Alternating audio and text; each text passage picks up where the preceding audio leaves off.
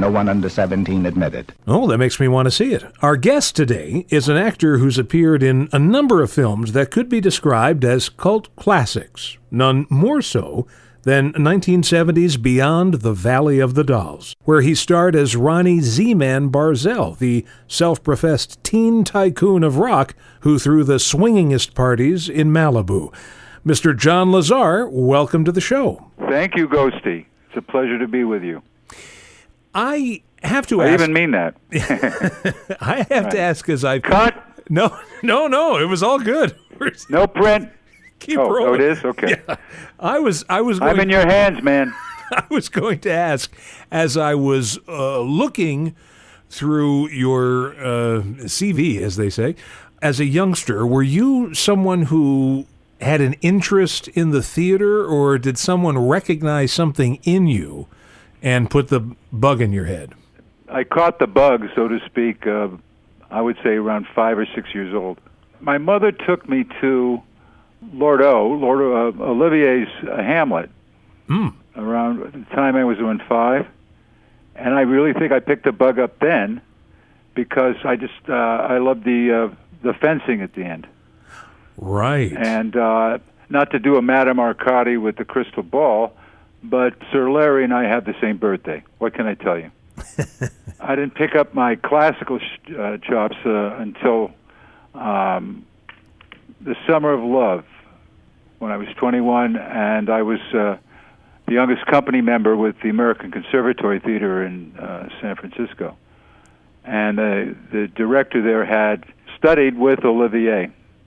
So that's the classical, if not classy, part of me. Well, it's both. And you managed... You flatter me, sir. Huh? What? You managed to go from the conservatory to being cast in this big-budget but very unusual Russ Meyer film. Well, simply, I was already a young professional, and I was invited to the University of Hawaii to work with the students, and we did a production of Albert Camus' Caligula.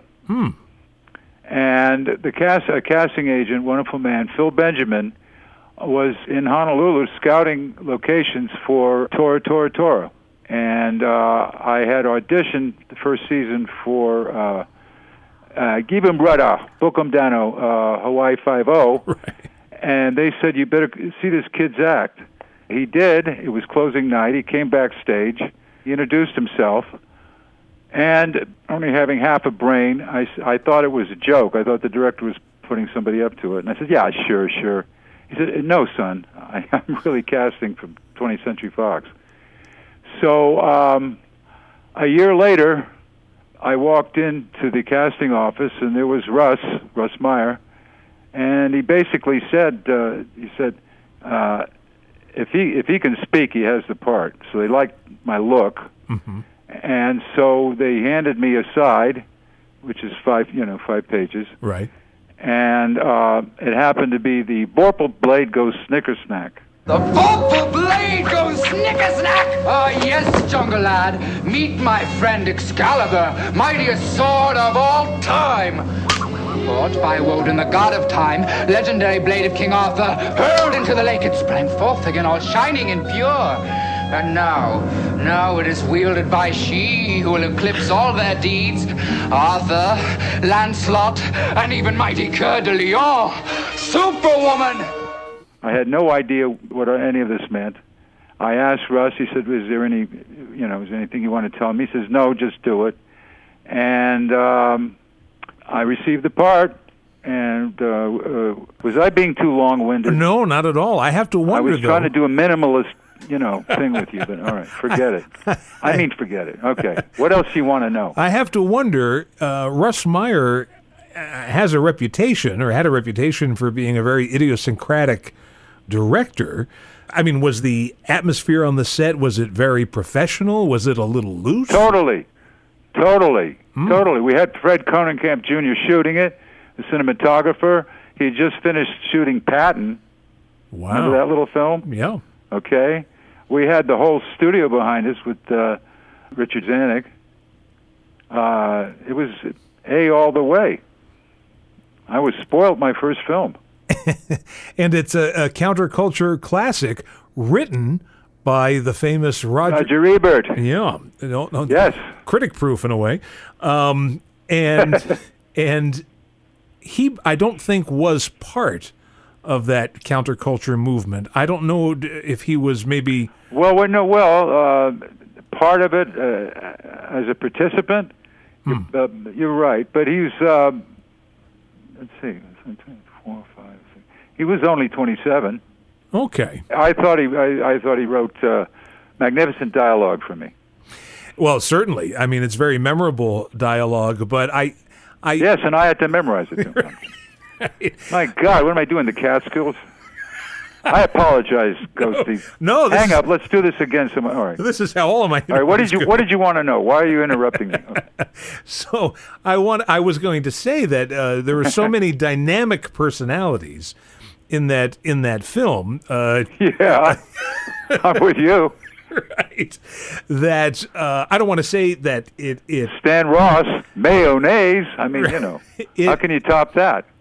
It what's the word I'm looking for? It enhanced the material maybe in a way that it couldn't have happened under any circumstance or with other actors. Well, there's something that's a special compliment. there. That's a compliment when somebody says you own the role. You are basically saying that, right? I am. I've said everything but that, but that's exactly what I meant. Okay. The check's in the mail. As the teen tycoon of rock, I'd like to hear them, and I'm sure you would too. The Kelly Affair.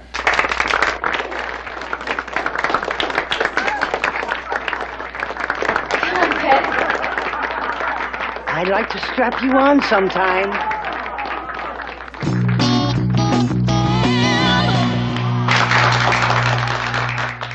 Our guest today on the Vintage Rock and Pop Shop is actor John LaZar, who we heard at the beginning of the Kelly Affair's number Sweet Talkin' Candyman from 1970's Beyond the Valley of the Dolls.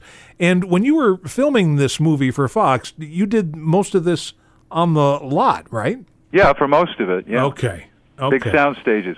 For Ronnie Z-Man Barzell's pad, it was the set for Hello Dolly that had been struck. Oh, wow. Sound Stage 9, I think they're biggest, I'm not sure. Since that was a highly publicized movie and it was such a colorful set and with colorful costumes and colorful characters, did any actors or celebrities working on the Fox lot come by to scope out what was going on? I'm so glad you asked that, my boy.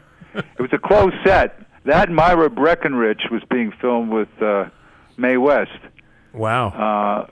Some jokers that were in this TV series Land of the Giants snuck in and were summarily thrown out. You know what really meant something to me? I was going, I guess, to makeup or something, and I ran into the great Lloyd Nolan. Remember him? Yes, of course. And what a wonderful man.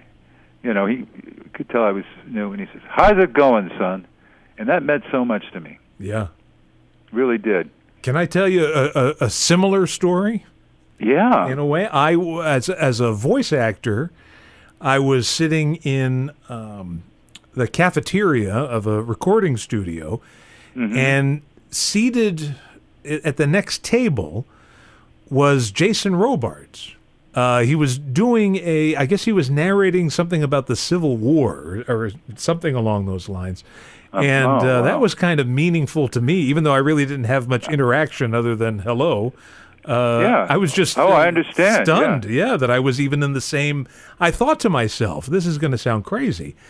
I almost patted myself on the back mentally, thinking, hey, I'm in the same business as Jason Robards. I still understand what you're saying. Yeah. You know what? Because I don't know when you're going to cut me off. Okay. I want to mention a guest shot that I did. May I? Sure, of course. Okay. It's a horror comedy series called Sado Psychiatrist, and it's starring the drag queen Disaster Arena and Ave Rose, very, very, very talented, and it's streaming now on Out TV. Oh, okay. And I was given the wonderful honor of portraying my favorite actor. And who would that be? Me. Oh. Yeah, it's a satire. I'm having a nightmare. I wake up from a nightmare. I'm worried about the oncoming 50th anniversary of said film we've been talking about, Right. Beyond the Valley of the Dolls. And, it's just a gas. Really a creative group of people. It looks like they're going to have a second season, and they made some mistake, and they're asking me back. But I really think the people will get a boost out of this. All right, I've said it now. Yes. Let's go to what you want. Let's go to what you want to do. Well, I was just going to say that it is interesting that the entire industry, the movie and TV industry, has gone almost completely into the realm of streaming. I really do think that it is the new way. Yeah. I hopefully, the big theaters will never close. A great film, especially, like Lawrence of Arabia, you should see it on a big screen. Right. But I'm excited. If you look at it this way, there was in the 1920s the silent film era. There's the color came in. There's always been a technological advance that makes people worried. But I dig streaming. In fact, my Margaret and I, we're developing a rom-com. It's going to really sound solipsistic, folks out there, and I don't really mean it to be, but it's loosely based on my loose youth. Oh, okay. Am I plugging too much? No, not at all. Just tell me, Not at all. I've gone over the line. You just... I'm mentioning movies from 50 years ago, so it's good that we have something current to talk about too. Yeah. I do want to mention that you also appeared in another Russ Meyer movie. I have to say, Russ Meyer is one of my favorite directors. I think he was so influential, and I can see elements of his work in movies by David Lynch and things like that. But you were in one several years after Beyond the Valley of the Dolls, Supervixens. Yeah. Russ Meyer, the rural Fellini, serves up a colossal motion picture geared for the young and old alike, the sophisticate and the blue collar. A cinematic smorgasbord of mind-boggling beauty. 6 of the most bountiful women in the world, served up from the lusty table of Russ Meyer. Feast on it. Rated X. Okay. Without overdoing it, he reminds me of Hitchcock in this way. He had his, what did you say, idiosyncratic style, yeah. You have to go polysyllabic on me. What is it, 7 o'clock? Right. Okay. That's all right. We just met. It's cool. We'll work this out. I agree with you. Yeah, he was, he did his own thing. Like a director like William Wyler did many things, different genres. Hitchcock, you can tell Hitchcock right away. You can tell Russ right away. So I agree with you. I wanted to mention another movie. Was I in it? Oh. Yeah, you were in this one. It was called Attack of the 60-Foot Centerfold, co-starring Russ Tamblyn. My body's changing. I know it. If we start you back on the program too soon, there's no telling what could happen. Dr. Lundstrom, Angel asked me to get in touch with you. What's happened? I don't exactly know how to say this, but she's grown a little bit. 2 giant women. We need backup immediately. The Attack of the 60-Foot Centerfold. Help me. I'm huge. Yeah, Fred Olin Ray directing it. Yeah, we shot those in 11 days. It's such a great homage to Attack of the 50-Foot Woman with tongue-in-cheek, and it was just it was a lot of fun. The only thing that I didn't get to work with Russ Tamblyn. Sometimes you can be in a movie you're not even introduced. Right. Working with Fred, it's a trip to speak boomer speak. Right. I can't say groovy anymore. I've been told I have to say awesome and crush it. I'm trying to learn a new language. I'm trying to keep up. I speak perfect boomer. It's wasted. It's like Sanskrit now. What the hell is going on? Well, yeah. At least you got the word. Oh, I'm glad you like. Yeah, glad you like that. You got the word streaming in there. Streaming is a good 21st century word, so you've got that in there. Yeah. Did I say streaming or screaming? No, streaming. Yes. After this show, I'll never work again, will I? I think. How many blacklists can I get in Hollywood? On a head of a pin. You have entertained this audience. There's no question about that. We just heard the Jay Giles Band with Centerfold. They're singing about a girl named Angel, and Angel was the lead character played by J.J. North in the movie Attack of the 60-Foot Centerfold, with our guest today, John LaZar. And as we start to wrap up here, where can people go? Now, you mentioned this new project. Sado Psychiatrist. You're right. And where could people go to catch up with the latest news about you and what you're doing? Well, you can become a friend on Facebook. You and I, were friends on Facebook. Right, for some time, actually, yes. Well, Facebook me. Yes. People. Facebook, John LaZar. And Facebook, yeah. There's a lot of... Tubi, the TV, that... Oh, yes. Well, Maximum Revenge. Have you ever seen that? That was around the time of the Attack of the 60-Foot Center. Okay, sure. That was, my collaboration with Fred Olin Ray again. Yeah, catch it. It's sort of like Under Siege with Tommy Lee Jones. Also, Deathstalker 2 is still out there. Martial artists just love the sword scene we did. Harkening back to your Olivier. Well, no. Well, I'm better swordsman than Olivier. Come on. Right. Well, maybe I don't speak as good as Larry, but but sloth what yonder window breaks. Oh. It's a little Tony Curtis in there is what it sounds like. You picked it up, yeah. You know what? I damn near, I was in the commissary with Shooting Dolls, and I was talking to a couple of agents, and a cigarette in my hand, and I thought it was all that, and all of a sudden I bump into this guy and almost knock him to the ground. It was Tony Curtis.